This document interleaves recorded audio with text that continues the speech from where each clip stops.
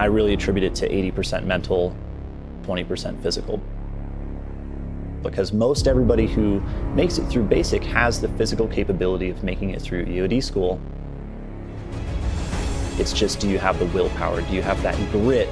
Do you want it so bad that you'll do anything to make it through? Out of a class of 22, 2 of us made it through. There was no plan B. It was all or nothing. That's the kind of grit and determination that it takes to be a part of this kind of community. Fire in the hole! Fire in the hole! Fire in the hole!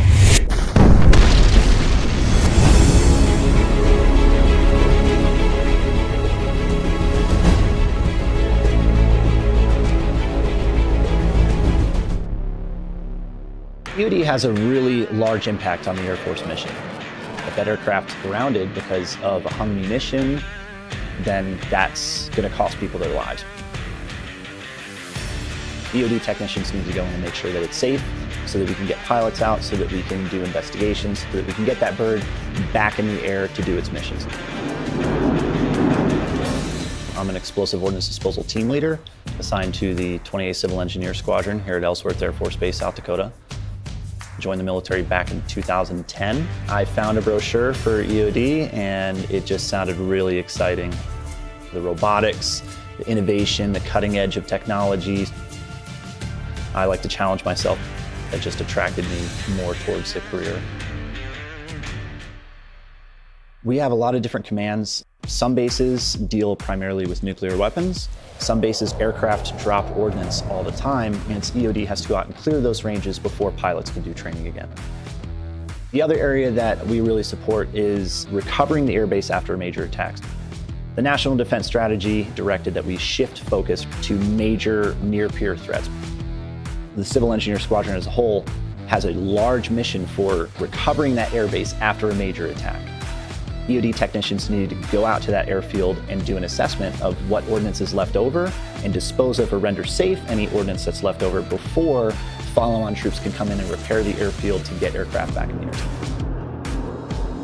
We have different mission areas that we have to train for: counter-improvised explosive device, unexploded ordnance, VIP mission, our nuclear mission, weapons of mass destruction. We do a lot of demolition training and robotics training, and we work with other agencies to try and see what they do and share knowledge and experience, share tools and tricks of the trade. And then there's your daily errands. You have to check out your equipment to make sure that it's functioning properly. Because if you fail to check out that piece of equipment, that could cost other people's lives. So we do put our people in harsh situations. We put them under stress intentionally to try and get them to understand that you need to push through to complete the mission. If you were on a mission and your team leader got blown up, that team member who's just an airman is going to have to fill those shoes. That's a big pill to swallow, and that's something that we expect all of our airmen to be able to do. Those that have come before you, those that have worn this uniform, and unfortunately some of those that have died in this uniform, deserve that level of respect.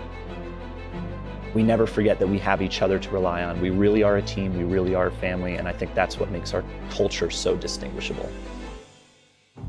As much as I mentioned EOD, the career field, as being a family, CE is just that. It really is a family. What drives some of that is that most jobs in CE on a good day could get you killed.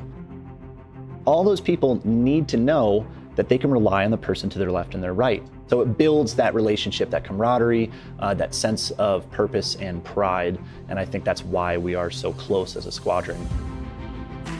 The military has given me a sense of purpose that I think would be really difficult to compare to on the outside.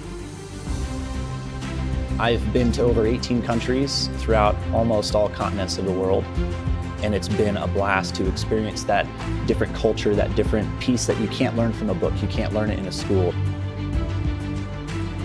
And so throughout the years, I've really learned that our people are our most valuable asset. That's what makes us the best Air Force in the entire world. My name's Technical Sergeant Andrew Nichols, and I'm a United States Air Force Civil Engineer.